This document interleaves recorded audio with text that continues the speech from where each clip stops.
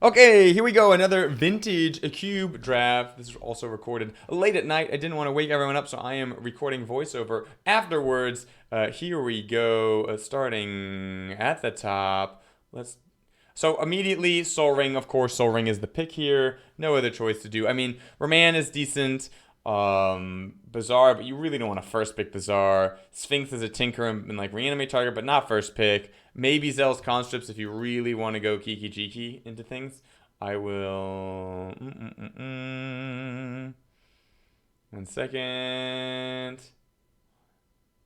I would like to watch this faster, so I'm going to do something real fast. Boop, boop, boop. Oopsies. Video. Playback. Speed. Faster. Playback faster. Speed. Faster. Ooh, sorry, excuse me. Faster. This is also a nice, cool thing that you can do.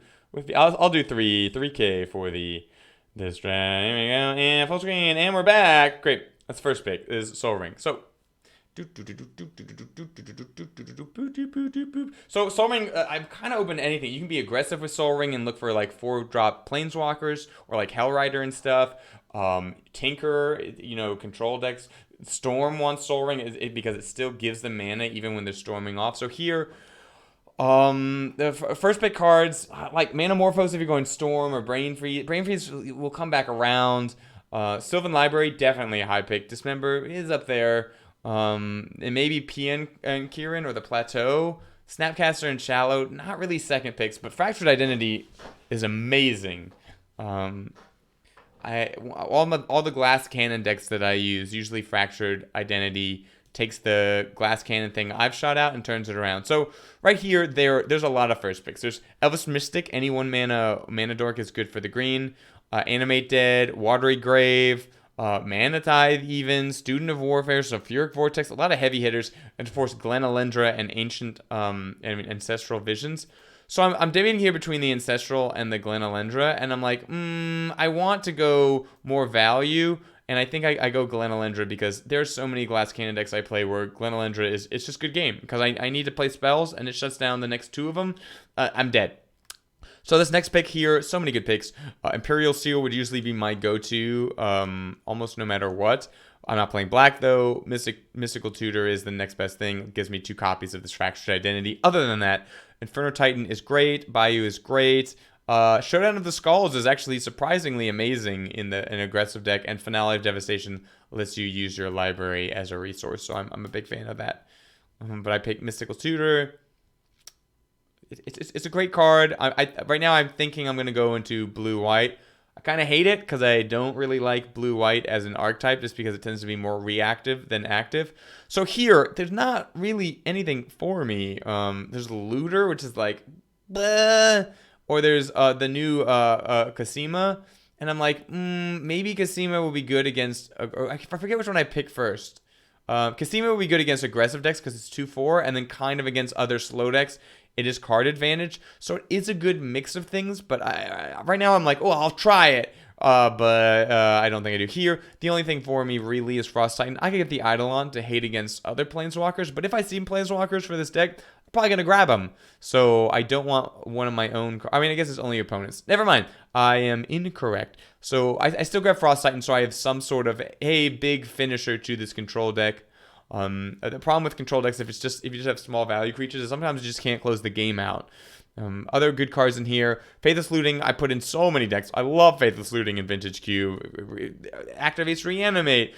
Activates Treasure Cruise and Dig Through Time. Helps with Storm if you're using your graveyard with Yawgmoth's Will. With Burn, it lets you get rid of poopy lands once you already have like 3 in play. It's so powerful. I love Faithless Looting. Survival's great. Imperial Recruiter for whoever went for that Kiki Jiki combo deck with the maybe Zell's Conscripts. That was the first pick. Bitter Blossom, great as well, and Avenger is not so bad for the green. So and of course there's a Signet, which they're always, all the Signets are decent in Vintage, even if they're off color here. Progenitus for the Natural Order deck, Iona for the Reanimate deck, but not much for me. I'm thinking like maybe Thraben Inspector, and I can get something on the ground fast, and it is card advantageous. But then I'm like, you know what? No, Walking Ballista is a way to end the game. Like, you can drop it down late, and early it's something that you can throw on the board. And if you're keeping up counter spells, which I'm hoping to draft more of, you can, if they don't use the counter spell, then you can pump the Ballista. So it's kind of a control card here.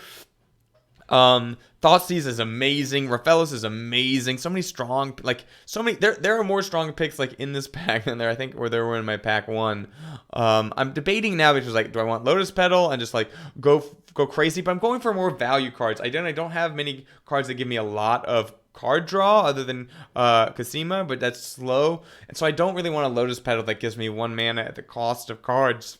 So I just go for the Elspeth's Conqueror's Death. It's a good way to get back something like Frost Titan if it dies. It's good removal. Here, there's Repeal, but I think I want Kitchen Finks. Right now, my whole deck is expensive. I need a way to fight aggressive decks. So I grab the Kitchen Finks. Here I'm debating between the Oust or the Archangel. The Archangel is real great to flash in and block, and it's a potential game finisher, but once again, I just need cheap things, and Oust is good against the decks that I usually play, like Reanimator decks. You oust them, and then you've reset. You know, they've played a card to discard it, they've played a card to reanimate it, and the card itself, and then you've undone all that work. Here, I love the idea of having Monotithe as, like, I have a white counter spell. I might be able to trick people, like, oh, he doesn't have any blue up this turn. What did he do? And you Monotithe them, and it always feels good. It always feels good. Everyone should grab Manatize. They are amazing.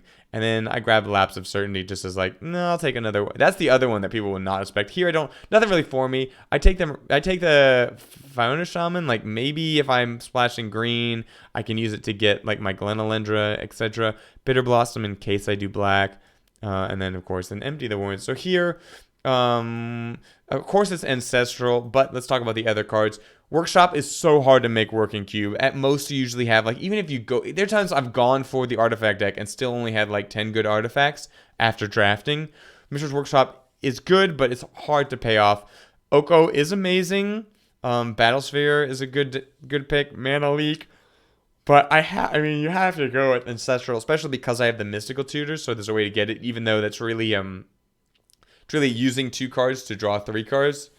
But we won't talk about that. It also but it thins your deck too. So here, there's like Leviathan if I want to find a way to cheat things out. There's Hollowed Fountain just for value.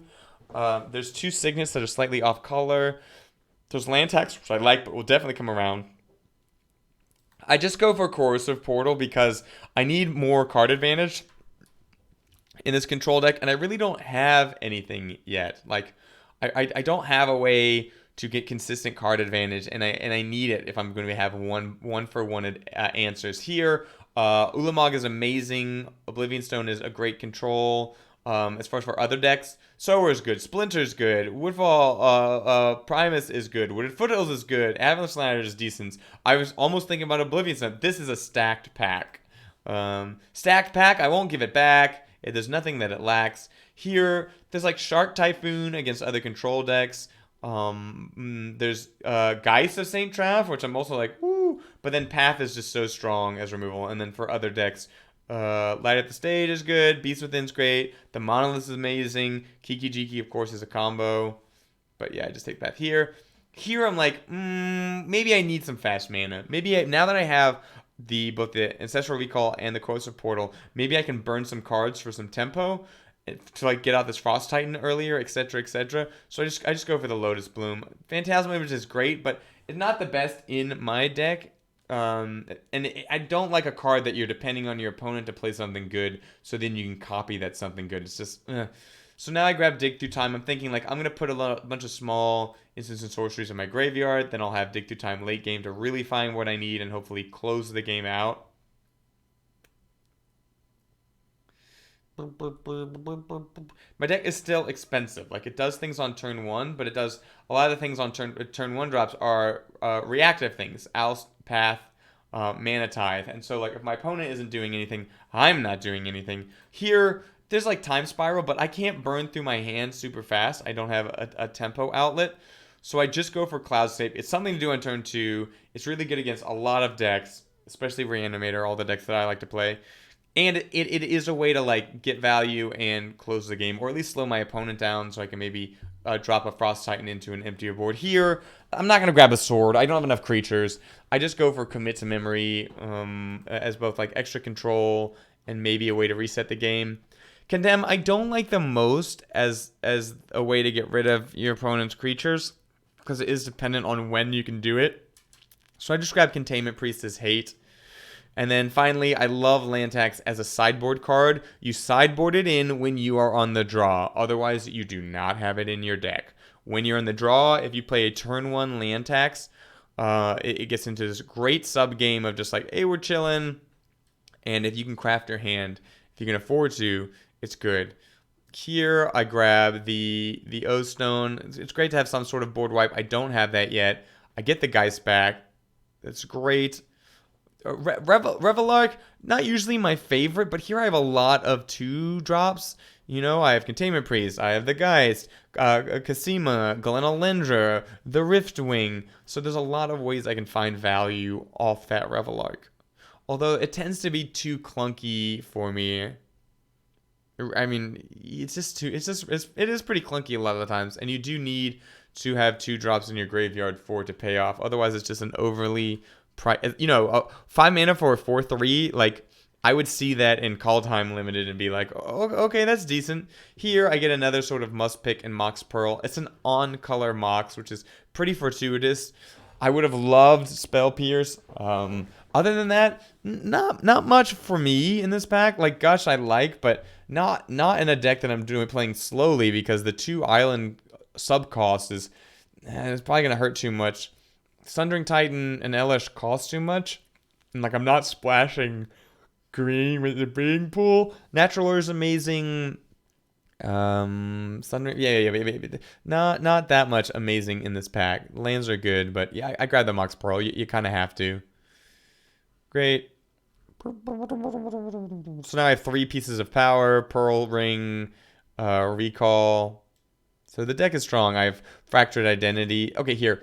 So, what's there for me? Shinobi, I think about, because Shinobi is very powerful, but I would have to splash black. Monolith is good, but once again, like I don't really have that many things to like blow up into it. Like I'm a value deck. I need to be searching for value. Yeah, it allows me to third turn Frost Titan, but if that's not the sequence I draw them in, like if I'm trying to get a top deck to recover and stabilize or whatever, Grimmonda is not the top deck you want. So I go with Trinket Mage because I already have 3 targets for it, or 4 targets with it. I have Lotus Bloom, Soul Ring, and Mox Pearl on the mana side, and then I have Walking Ballista on the aggressive side. So Trinket Mage is very versatile in my deck, and it's value. So I like it in what I'm trying to do here. Here, for me, like Treachery is amazing. Treachery is amazing. It's an amazing card. However, in my deck, I'm thinking like I already have answers. Let's like for a big thing, you know, I can oust it, path it, I can Fractured Identity it, I can just bounce it.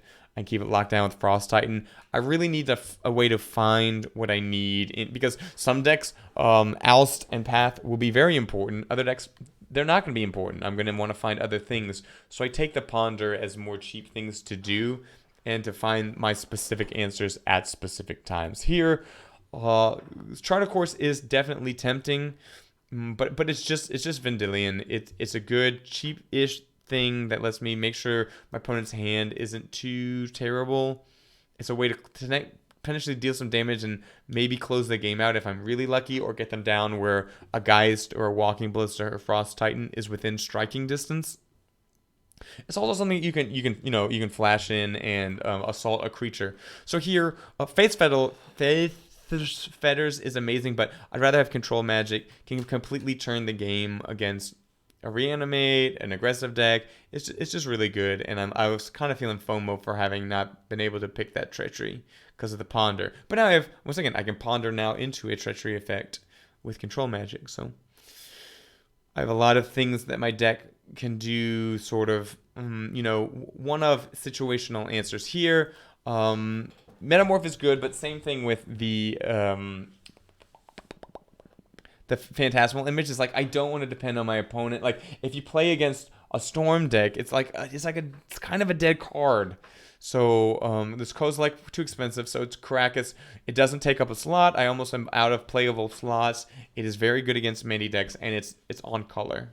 Like I've played Caracas off color before. Playing it on color feels amazing. Here, it's just unexpectedly absent. One thing this deck is missing right now is a lot of good ways to deal with planeswalkers. I have Fractured Identity, but that is and Elspeth's Conquers Death, but no like cheap instant way. Like if someone Ashiok's on turn 2 with a Mox, what does this deck do right now? Maybe hope to Vendilion and keep pace with its plussing. Maybe hope to Geist, etc. I need a way to deal things with that. So it also deals with creatures. So Unexpectedly Absent is definitely my pick here. Spectral Procession wouldn't be too bad. So here, I think about Legion's Landing, but I will never flip Legion's Landing. Like, chances are I will never flip it. So I go with the Solemn Simulacrum just because it's a value card. It gets value when it comes in. It gets value when it leaves. Just very solid. Here, it's Spell Pierce. I need cheap things. I love it. Now I'm just kind of like grabbing the Disenchant, but I don't like Disenchant in the main. Soulfire I like against aggressive decks because it trades for another bear, it gains you some life, and then late game, theoretically I have like Ancestral Paths. I could use its potential second ability. That's me foreshadowing. But I don't think it is main deck worthy, to be honest. TBH. So here's my deck. I'm just chilling with this deck. I'm just doing deck things. Yeah. So I'm taking out all the things that I think are too expensive and too slow. Like Kasama and Revelag are just very slow, and they're made for specific matchups. Yep. So that's the deck. A lot of good. So the problem with my deck right now is I have a lot of one-on-one answers, right? Fractured Identity deals with one cards and gives me profitability. Elspeth's deals with one card, then gives me an extra card, gives me a little bit of profitability. I have, other than Oblivion Stone, I have no real way to deal with, 18 pause. So I had to mulligan that last hand. It had no land. This hand is a little weak, but I have Mana Tithe to stop super early things, and then hopefully I can save me until Fractured Identity. I get rid of the Bomat Courier because late game, that's potentially like 4 or 5 cards, and I don't want to be taking damage. In the meantime, I love that I draw a control magic. It's going to take whatever this is. That's a dangerous threat. So I could have Ancestraled, but then I might not have been able to use my mana. I'd rather not let the Steamkin get big and then hit me. Maybe if they're actually some sort of weird combo thing with a Bergby or whatever, I don't want to let them have Steamkin up. So they do nothing, which is super weird to me as a red deck. And now I can just sort of like poop around. I have 2 one-on-one answers in my hand, which feels great, and I get to Vendilion. So I Vendilion them, of course, during their draw step. Important to do during the draw step so you get to see that extra card. These picks. So Char, I don't really care. It's going to be a 1-for-1. It is what it is. There's Hellrider. Don't really care about that. Right now, Vendilion can take care of Hellrider. I also have 2 answers in my hand. There's Glorybringer, which is like, it's going to immediately be a 2-for-1 for them. They're going to get to play it and kill one of my things. But I have answers for it, whatever. The Pia and Kirin goes wide. That is the known problem with this deck. I don't want that. So that is my pick with the Vendilion. I don't want them going wide on me. I have 1-for-1 answers. Get rid of it. Great. So they Hellrider and they attack, which I'm like, what? Yeah, of course I'm gonna block. I'll trade my 3-drop for your 4-drop. I want this game to go long. What are you doing? So next turn, I'm assuming they're going to Glorybringer me. Yep. And I'm like, okay, they'll probably just attack. They don't want to kill a 1-1, but they do. And I'm like, what? So because I drew the Riftwing, I was going to Fractured Identity, the Glorybringer, and then fully expect them to char my new Glorybringer. But instead, because I draw this Riftwing, I can bounce my Elspeth before the 3rd Saga goes off. And so I can get rid of 2 things. So it becomes 2 specific removals instead of 1, and then I get my creature back. So that's what I opt to do. And then I walk right into Hangerback and how do they? Oh, they Hangerback for 1. and a rampaging. So I'm like, oh, I'm gonna take so much damage. I'm like, I want to get the extra value for the Elspeth, so I have so many ways I can crack this cookie, right? I can Fractured Identity either of their things. I can Path either of their things, but both of these things are kind of weak. I'm like, I don't want to Fractured Identity something at this stage in case they like Inferno Titan or something. I really want to do the balance my Elspeth Conqueror's Death play. I don't want to give them too much land though, so I think I settle on Riftwinging my Elspeths, and then I'm going to Path to Exile a thing of theirs, and I Path to Exile the Hangerback Walker. It means I'm going to take more damage, but I can Elspeth the Rampaging Ferocidon. Elspeth's Conqueror's Death cannot hit the Hangerback. It has a 0 converted mana cost, and Elspeth can only hit 3 or more. That's what I'm like clicking on Elspeth to show. So I balance the my own Elspeth's Conquer Death, and I'm going to Path to Exile them during their turn because I don't want them to get the slightly better draw from having one less land in their deck. So I take a lot of damage to do that. I take 4, and that's when I'm like, oh, I'm putting myself in a little bit of like they could like Char me, Lightning Bolt, Fire Blast. That's 3 cards and I'm dead. Ooh, that's kind of troublesome. But I feel like I know it's in their hand. I feel like I was actually legitimately worried right now that they were going to pump their Hangerback and then Char their own Hangerback, but they do not. So I get to reuse my Elspeth. That is using the whole Buffalo, and now I am sort of in the I'm gonna kill you. So of course, the top of their deck, after I've sort of like turned the corner, dealt with all the threats, is an amazing going wide threat. I'm like I'm so tilted at this point. I have no idea, but I'm like, okay, yeah, I'll waste this not waste, but I will use this Fractured Identity. And then of course they Char their own Rabble Master. It makes sense. They do it on their side, which I at first I was like, but it makes sense if they have like Lava Man or whatever, and they want more cards in their graveyard. So here we go. I'm just chilling, and hey, maybe I have Time Twister or something. Maybe they get it back. So, then they're getting both reach and ways to deal with my things. And I'm sitting here like, oh, okay. I think I want to. I could get back the Vendilion, but the Vendilion can be fire bolted. The Riftwing gets rid of their blocker, so then that makes Geist a 2-turn clock, which is going to be very strong. So that's what I do, and that is game 1. So I have to sideboard in to be fast. You can see me sort of putting out the cards. The cards on my right are like here are things that are being considered. I don't need Spell. Here's the thing. Spell Pierce is great in the beginning, but once you hit turn like 5 and they're just lightning bolting, it's sort of wasted. Same thing with a Mana Tithe. So I take those 2 out.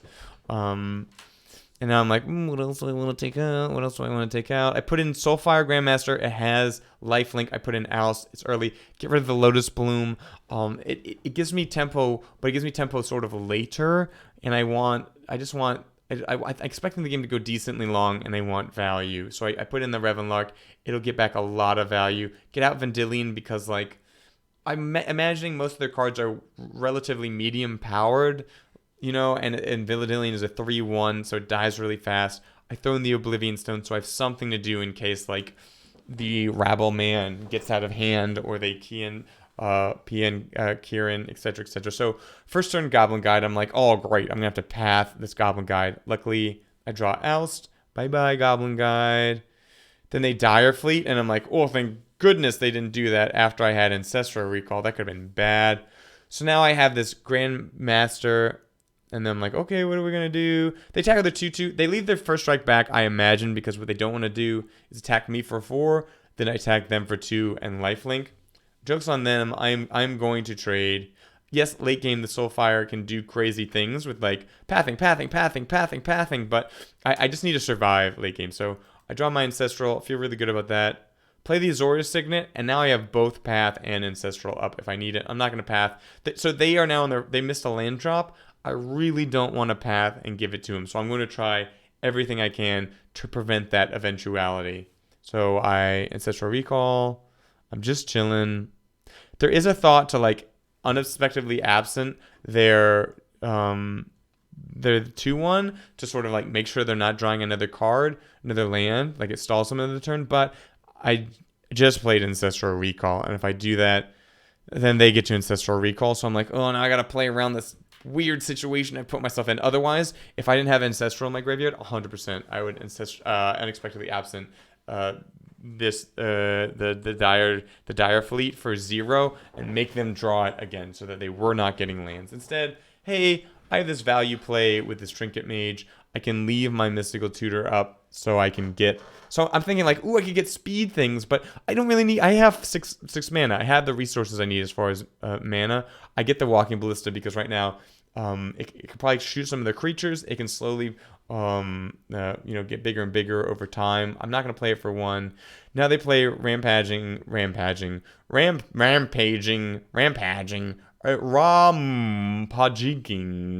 Frostodon.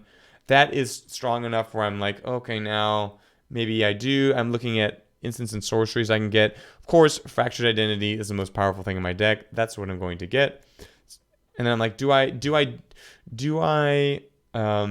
Fractured Identity their Rampaging Frostodon? Like, no, I want to wait for one of the more powerful things like Glorybringer. Here I just Frost Titan. I'm just trying to constrain their land. It is now a blocker. Although if they attack, I'd find that highly suspicious. Here they Avalanche Rider, and I'm like, what? So this is a weird play. So I'm right now I'm debating Fractured Identity, their Avalanche Rider, but I can't pay the Echo. It's only 1 land. They've drawn now 2 lands. If they'd only drawn like 1 land, I would consider it. But just want to keep their lands down, so I'm Frost Titaning a land. I'm chilling. And then I'm playing my Walking Ballista for 4 so that I still have Unexpectedly Absent up in case they Glorybringer. So they attack. I'm just like, hey, say goodbye to that. So this is weird to me that they took the damage from my Frost Titan, but then they didn't pay the Echo. Like, if you're not paying the Echo, gain the 6th life. Sack it to the Frost Titan. I don't understand that play at all. So here they have Fireball, bye Ballista, and now I'm like, I have a lot of 1-on-1 threat deal with things like the next few things they play, as long as it's not make a bunch of 1/1s, I'm okay. The game is pretty much like solidly mine with this. So now they once again when it comes down to it and they need to go wide, they get to go wide. And in my mind, I'm like, really? The game's probably still mine, but like, really? Right now I'm debating, like, do I Unexpectedly Absent a token and then Control Magic a token and then try to like clear the way and then like Frost Titan make one of them tapped, etc., etc. Instead, I just Fractured Identity, say like, I'm gonna go wide myself, and that's game 1 so far. Undefeated. Hasn't really been. There've been some situations where it could have spiraled out of hand real fast, but so far the games have been not super close, but like on the verge of maybe losing, which makes it sound like close, but no. I've had a small margin of error. I think I think I could play like 80% perfect, and I would have had those games, and that's just the power of cards, not like I'm so good, 80% of my ability. It's like, no. I think the power of each other's decks and how they matched up and our relative draws put me with a little bit of margin of error on how I could have sequenced things. So chilling. Oh, that is me trying to download things as I make my show for this weekend. So they play a Giver of Runes. I'm like, oh no. This could be bad. Luckily, I have this Mana Tithe to take out whatever they're about to play. I'm almost like, it doesn't matter. Just get rid of it. So here I'm going to Riftwing. It gets it down faster. It's going to delay them. And now I'm super scared about what they're going to play. They play nothing, which for White Weenie, I'm like, what? Nothing? I definitely want this Ancestral. So, but I can't play it. I don't have 2 blue. So I put the Lotus Petal on top. I already have a land to play. Getting the Lotus out faster, it means it comes back faster. And I throw down the Ballista for 1, just in case they have like a Thalia or something. I can ping it. They attack me for 1, pretty bold of them, and they Banishing Light. I'm fine with that. So here, I could Archmage, but I'm like, they could have some sort of removal spell. I won't have protection. I want to get card advantage as fast as possible. So they're still not doing anything, which is super worrisome for me. That like, what are they? It's just a dead hand. So I bounce their land to, in case they're gonna play like Sun Titan or whatever. I don't have enough blue, but I'm playing Caracas. They Resto Angel, and I'm like, and then I draw 3 blue. So it was a mistake to Caracas. I should have Ancestraled first, I would have had a blue. I would have been able to play my Glen Elendra. That is 100% a mistake on my side. So they Phyrexian Revoker my Lotus Bloom, of course, it's coming into play. I cannot use it. So I Trinket Mage and I'm like, okay, I'll grab the Soul Ring. Either way I can play this Glen Elendra. And I'm in a little bit of a bind. So this is weird. They attack with everything. So it allows me to trade with one of their things. If they just attack with one, I mean, maybe they're not dealing much damage, and that's what they're worried about, is like potentially sending it. So I get to lower their board slightly. I'm kind of pooped right now. Like I drew a lot of lands, and then I like, oh hey, look at that, actual cards. Of course, throwing the Sun Titan down first, and then I can play the Solemn because I have the Lotus Bloom. But yeah, like I was saying about like the extra tempo, and maybe I don't need it in this value deck.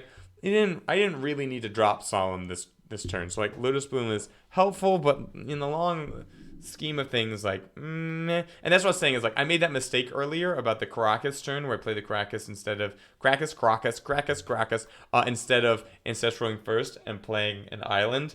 But once again, because of the way just my matchups and the overall quality of cards, which is just it's the rock paper scissors of it, like I've had a small margin of error. So here I'm once again on the right on the top. I'm looking at my aggressive cards, Soulfire, Oust, Revelark, Oblivion Stone, cards that'll be good against other aggressive decks. I'm thinking that like Vendilion, maybe not the best. I took out my Spell Pierce once again because I'm like that's and Mana Tithe. I take out the Solemn. I take out the Lotus Bloom. Solemn is a little clunky, which is why I was like, maybe. But I take out the Lotus Bloom once again because of what I was just talking about like I want super value. So here I'm like, ooh, first turn I can Soul Ring out this Azorius Signet. My one worry is that they have some way to destroy the Signet because then I don't have any white in this hand. But I'm thinking in my mind that like I'm thinking in my mind as opposed to thinking in my butt or thinking in my hand. I'm thinking that I have control magic, so if they do get rid of my Signet, there might be I can like control magic and hopefully stall out. So I draw a Pearl, which is literally the not only a white source but also one I can play this turn. It's like the perfect draw, and now I have some deciding to dos. What I decide to do, I think, is to just control magic. I'm debating like, ooh, do I unexpectedly absent their Mox Ruby or whatever, and then that delays them some turns. I'm like, I don't feel like it's the best look, so I'm like, you know what? I think I decide to just control magic. Yeah. No, I do unexpectedly absent something. Oh no, and I level up the Student of Warfare, so now I have a 3/3 to block their things. My one worry is I've seen Banishing Light. They can Banishing Light, they control magic, and then I'm kind of poop. So here I'm like, ooh, Gideon, this would normally be trouble. It's a Planeswalker. It goes wide, but like I was saying, unexpectedly absent. I have that, and I have my best card, one of my best cards with Fractured Identity. So I was lucky this game that I don't need to worry about that Gideon. And now I'm thinking like I'll just sit here against the white deck and poop out value. I have unexpectedly absent up. I can wait. I can just sit here and wait. And immediately they play a card that I'm like, uh-oh, I can't really block that profitably. I mean, I can trade tokens for cards in their hand, which I would be happy to do. But I'm just chilling. I want this game to go longer so I can milk this Gideon for as much value as possible. I'm drawing lands, which is also like, ooh, what is happening here? And now my debate is like, do I pump the... I don't pump the Student of Warfare because what I'm deadly afraid of is some sort of removal on the control magic. And then I would have to like unexpectedly absent the Student. So they played a lot of things. I'm like, do I unexpectedly absent the Flyer and delay it a turn? Instead, I'm like, they might be able to play something better. It gives me a turn where they can attack the Gideon, and I still don't need to worry about it. Gideon can take one hit. So if I plus one Gideon, they can take 2 hits. So I'm okay with just like milking as much value. And then they're like, ooh, they tap a lot of mana. I'm like, that's worrisome. Is that like a Bane Slayer or whatever, or the protection from the Invala? So they play a big Stone Cold Serpent, and now I'm like, do I unexpectedly absent that? I have enough blockers where I can like throw things at its face. So I'm like, you know what? I'm just gonna keep making 2/2s. I'm gonna Trinket Mage for my Walking Ballista because that's going to be able to deal so much damage. I don't want to play it this turn. I want full value for it. I can still chill. I can still just chill for a turn. They attack my Gideon, and at this point, this is where I'm like, you know what? I will unexpectedly absent, and I don't want to deal with it immediately, but I do want you to have to draw a kind of poopy card because my Ballista can deal with it. So I'm like, you know what? Nah, yeah, we're just going to chill. So the Elspeth conquers my student, and now I'm like, uh-oh, now I have a problem. I was thinking I was going to have to Walking Ballista it, but instead, hey, look, Oblivion Stone. And now I'm like, do I Oblivion Stone now? And then I'll kill the Gideon, but it'll deal with all my problems. Do I Walking Ballista now and maybe save the Oblivion Stone for later? Eventually I decide that what I want is I want a clear board and Gideon in play. So what I'm going to do is I'm going to O-Stone, put the O-Stone counter, put a Fate counter on Gideon at the end of their turn so that it will not die when I blow up the Oblivion Stone during my next turn. I am a little worried about the seasoned Halberdier, but I can always Walking Ballista to make that not a problem. So they level up the student all the way, and I'm like, meh, whatever. They could probably... They could put me in dire situation if they sent everything at Gideon.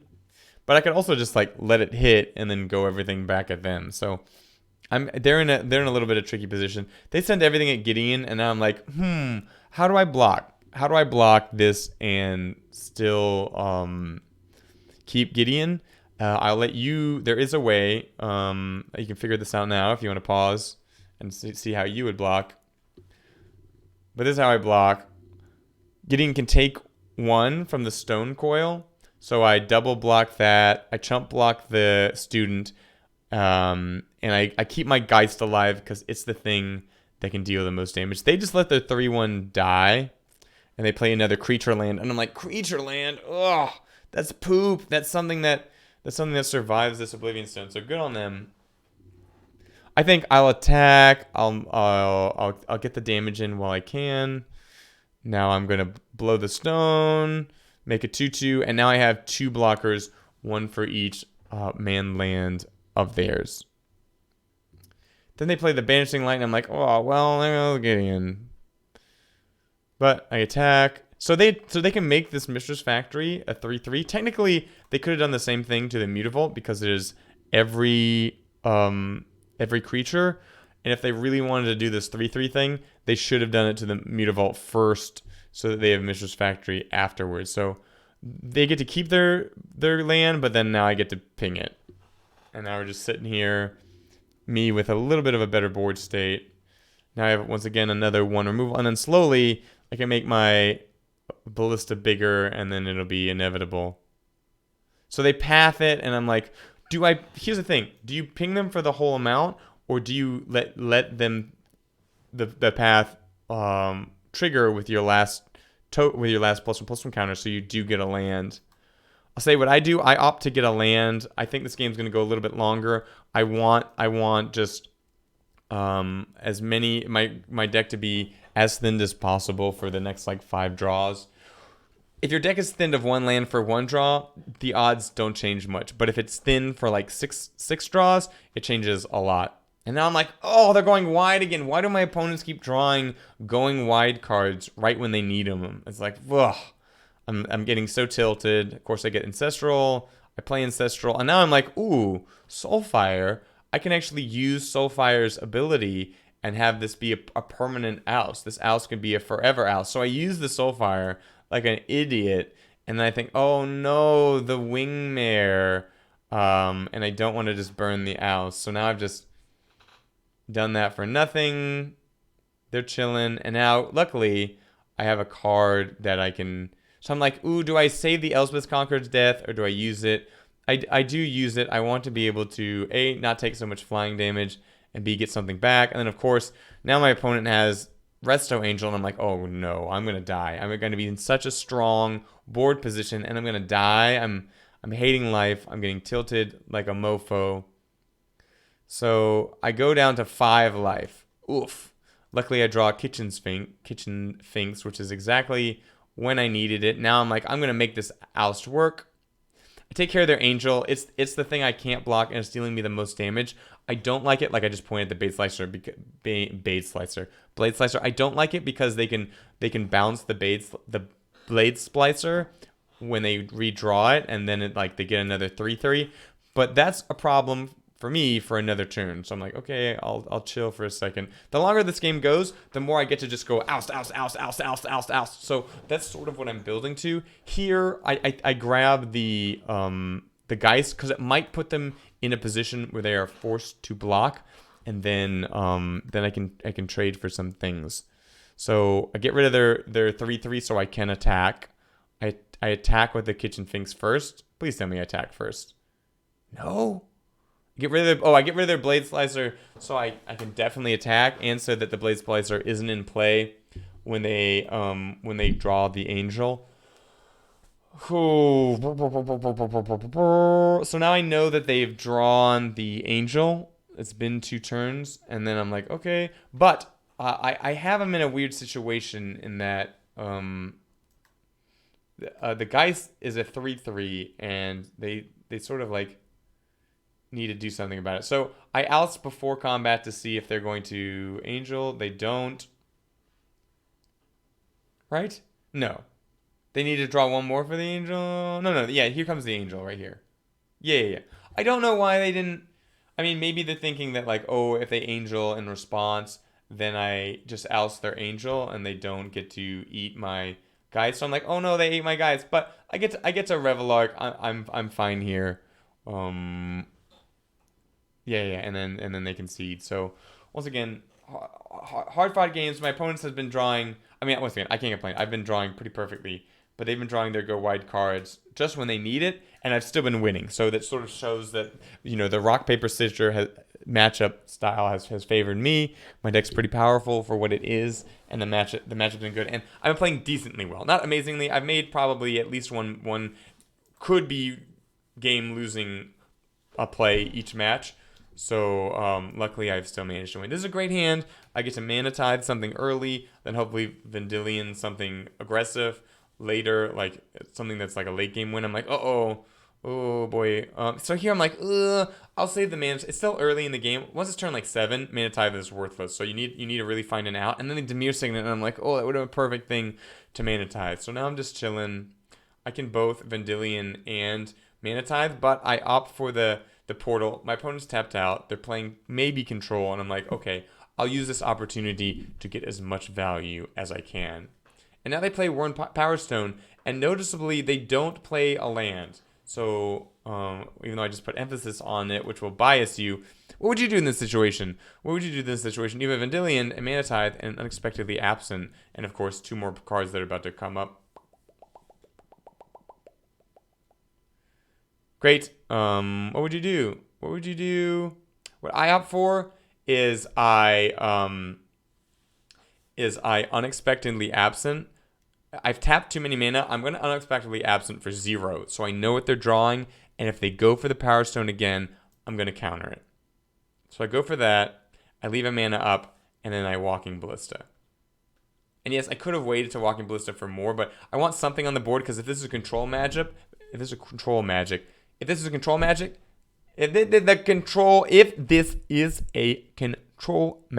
up, then it is better that my parents do that. Anyways, it's a control matchup. It's better to have something on the board slowly whittling away their life as you watch me go through aphasia. I guess you're not watching me have aphasia. You're listening to me have aphasia. I still have it. So I'm getting a lot of value things. Now I had to make so many hard decisions this game. It hasn't, it's turn 5, and I've already, the paths of how this game could have gone are really divergent. Here, I think I just saw him. Once again, I'm going for slow value. Yeah. I'm going for slow value. And then I leave up to 2 islands because I want to represent a mana drain counterspell. I dare you, opponent. How brave are you, opponent? I mean, I let their Ancestral Visions go off, which not really something I would do if I had a counterspell. and they're missing land drops, you want to sort of like make sure they keep missing land drops. So now they're thinking. Remember, this is 3 times speed, so this is a long old thing from my opponent, or it's a pooping or something, or feeding the cat, getting the delivery, putting the kid to bed. So they thought, and they play Murderous Rider on the ground. And I'm like, whoa, that's such a wild play. Not I'm saying it's a wrong play. It's just so wild. Like, when do you see that? When do you see that? So I was pretty excited. And then here I'm like, do I just attack into it and double pump? And I opt not to because I want to just Vendilion. I want to know what they're doing now, and so I can craft my counterplay. So their hand is stacked, like completely stacked. 2 amazing bombs that are going to hurt me, Grave Titan and Massacre Worm. But right now, they don't have the mana for that. They have 5 mana, and it's 2 turns away. And I have my Fractured Identity, so in my mind, I'm like, I can deal with those. Now, the problem is, after they play them, after I Fractured Identity, then they can either Treachery or Control Magic it back, and it's like, oh, that's going to be terrible. So, think what you would pick. Personally, I pick the Treachery because it's something that'll allow them to get what I Fracture Identity back, and they can play another thing that turn. So I'm like, okay, and they can Treachery this turn potentially, and do an extra thing. So I'm like, no. Let's make sure they don't have a 2-spell turn for a while. So I take the Treachery because of that. Now they're chilling. Now, the problem is because I took a card, they draw another card, and that probably gets them closer to a land, that 6th land that they need for the Massacre Worm and the Grave Titan. And I am going to take a bunch of damage if the Massacre Worm comes into play. So they bounce my Corrosive Portal, and I'm like, that's interesting. Makes sense. I just make my Ballista bigger. Make my Ballista bigger, thinking that like if they Massacre Worm, I can save it.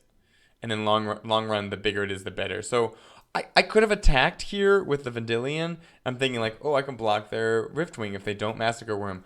I think maybe I should have attacked with the Vendilion anyways.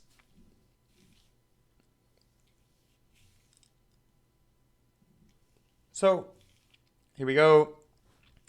I could have also Fractured Identity their Dimir Signet to delay everything a turn, but it's such a waste. So, they do Massacre Worm. I'm about to take a lot of damage. My Ballista's a 1/1 now, so I can't even block with it. And it's like, burp, burp. Great. And now I'm debating what I should do on my side. Like, do I wait? Because if I wait till they play the Grave Titan and then I Massacre Worm, I deal them 8 damage, basically. But then they potentially keep a Grave Titan, and it can just get real messy. So I have a lot of things I could do right now. And pause it. And decide what you would do, what your line would be. My line, it wins, spoiler, but it's not the only way to win, and they could have drawn other things. So think what you would do. Think, once again, now I'm having a good old think. So I think, I ponder, because I think, like, I have other powerful spells in my deck, and if I know what I'm drawing, I'll be able to craft my counterplay better as far as planning the next turn and the turn after that. So I'm like, ooh, yes, Glenelendrit. That's, of course, the card that I want. That's the card that I want. Of these 3 cards, that's my favorite card here. So what do? Dummy old William.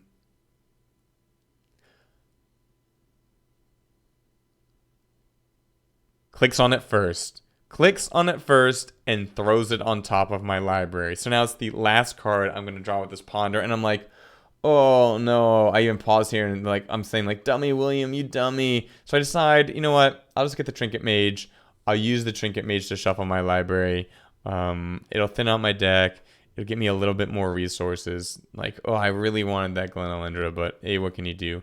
And then because of that, I decide to Fractured Identity the Massacre Worm so I can clear the path and try to start closing the game out.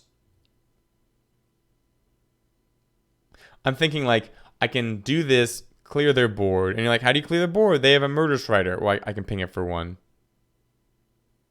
And then next turn, I might be able to, like, bounce their Grave Titan and attack. And then if they the Trump block, then they take even more damage. In the meantime, if they're only playing one thing a turn, which I know is probably going to happen because I know their hand, then I'm good. So they, of course, Blood Chief's Thirst. Makes sense. They're now down to 6. A few more Massacre Worm triggers, and they are dead. So I'm like, okay, yeah, I can bounce the Grave Titan. Hopefully they double chump block. That puts them down to 7, and then Geist is real close to killing them. So that's what I do. Boink. I don't like bouncing Grave Titan because they get more tokens when they play it, but that'll be their whole next turn. They're taking 4 right now to chump block. And then I now have a Geist Sustain Trap, which just means I'm dealing 6 in the air. So if they have to chump block my Massacre Worm or even trade for it, they die. They die because they take 6 in the air and then 2 more. So I'm feeling pretty confident right now with the knowledge of knowing what they have. Like, what they can do. They can grab my Rift Wing, sort of more damage in the air, and then, like, chump block. But, and, like, what can they have? Oh, they have Frost Titan. It doesn't matter. They keep my Riftwind Cloud String block. They still have to now chump my Massacre Worm, which will kill them by 1 extra damage, which is good because guess what? I don't really draw an answer to the situation at hand if I couldn't win right now. Like if they had 20 life, they could have blocked my Geist. And okay, so here, this is interesting because it's like, oh, they are more of a control deck. How do I sideboard against this? I don't have confirmation that they're reanimate yet. They have Pack Rat, which is a discard outlet, but it's also just a value kill your opponent fast creature. And I haven't seen any reanimate, and I've seen a lot of their decks so far. Also, the only 2 targets they have are in the castable range. There's 6 drops, so I think they're just doing like a black version, a blue-black version of my deck. So I need to go super value. So land tax, I go in Oust, Oblivion Stone, and I take out once again the Lotus Petal. And then I'm thinking like, do I want this disenchant? I've seen some artifacts, but no, like late game if I'm just disenchanting a Signet, that doesn't feel good. Yes, there's the Treachery and Control magic, but I'm like, nah, I have enough bounce that I might be okay. So this is a great hand, I think. This is a great hand. And then they Inquisition, and I'm like, oh. So what would you pick? Pause, and what would you pick? For me, yeah, it's between the Pearl and the Oblivion Stone. You can see me clicking on each. They grab the O Stone, so I'm like, okay, what do they have? I don't know. I mean, because I drew a land, it turns out the O Stone is definitely the pick. It's the only gas I had. It's more gas instead of like just more lands. And I'm like, oh boy, what do I do here? So I could Azorius Signet, and then I can Glenalindra with mana up the turn after. But instead I just go like, I just want something on the ground so I can start my clock. And we can sit here and look at each other back and forth as we play control. Even though I don't really have that much permission, so I can't really, pretend that I have counterspell, So they take an extra turn. I'm so happy that their extra turn is right now. Way better now than if they have like a Grave Titan out, etc. However, they use their extra turn to play a Grave Titan, and right now I'm like, I am dead, but then I draw a Ponder. Remember in the draft portion when I'm like, I really need a card that lets me find what I can get. Even though I believe it was Ponder instead of Treachery, and right now Treachery would be pretty badass too. So, so that's worth knowing. And here I'm like, okay, Unexpectedly Absent is an answer to this Grave Titan. So you know what? Let's do it. And I'm debating because I saw the Vendilion click in the Ponder. I'm like, ooh, I could bounce it just like 1. They draw a card next turn. Then the next card, they draw it. And I can Vendilion it away. Instead, I try to buy myself more turns until I have to make that play. So I'm writing now like, okay, 2 turns. But no, wait, no, it's 3 cards on top of it, not 3 cards deep. So I'm like, no, it's 2 cards on top of the Grave Titan right now. They've drawn 1. And what really freaked me out, and it'll freak me out later, is when I look back at the game log to be like, how many turns have passed? It's like turn 6 of theirs becomes before turn 5 of mine because they time warped, and it really freaks me out. I think there's a glitch in the thing because I see that. So here I could Walking Ballista, but I'd rather just keep Glenalindra up. They Swift end my Glenalindra, and I'm like, I don't know about that. I mean, maybe they just have to slowly whittle away the counters because there's nothing else they can do. But it gets countered, and then they can't play the murderous rider side. Versus if they had a 2/3 lifelinker right here, it'd be pretty strong for them. So I'm like 1 card on top. And I'm thinking like, okay, is this the turn that I need to... So I get to Trinket Mage for value. So much value. Meaty.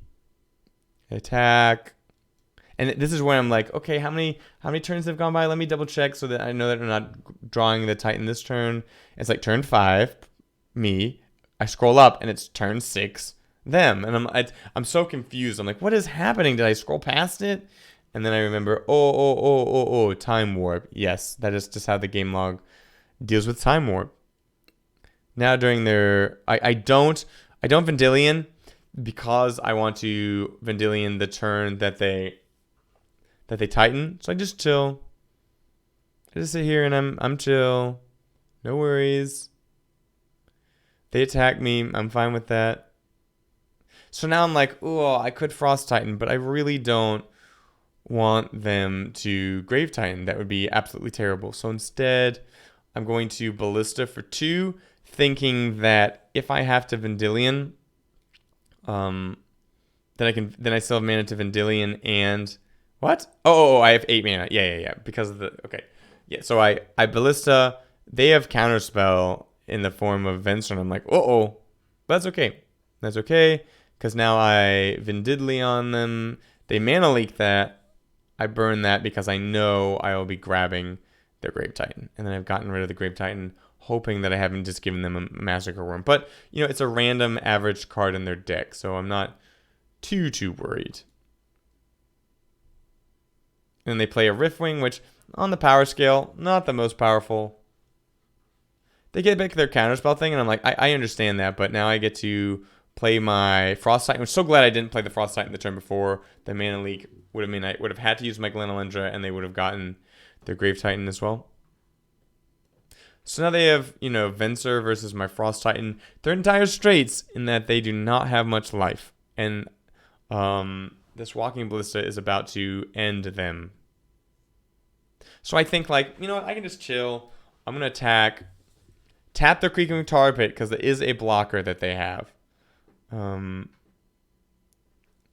they actually do have enough mana to be able to... Do they have enough mana to Venser? And then 1, 2, 3, 4, 5, 6... Yeah, they have exactly enough. They could have Vensered and then activated the Creeping Tar Pit and blocked. So I put them down to 3. I know they don't have any cards in hand. So I now can Ballista them out of the game. Hey, and that's it. That's it. That is the trophy in a deck that I usually don't play. Blue-white control. But that's how, if you're going for value, go for value. What I mean is, like, the Lotus Petals aren't the best in this type of deck. I mean, don't get me wrong. The Soul Ring and the Mox, the things that are basically just fast lands, amazing. But the cards that sort of like sack themselves to get you tempo, not as good. Like, even a Black Lotus, I'm not going to say it's going to be bad in this deck, but I would much rather have a Mox than a Black Lotus in this deck, to be honest, because of how it plays, because it's trying to get slow, collective value, turn over turn. It's also why I don't draft these decks that much. I'd rather go for the Black Lotus glass cannons.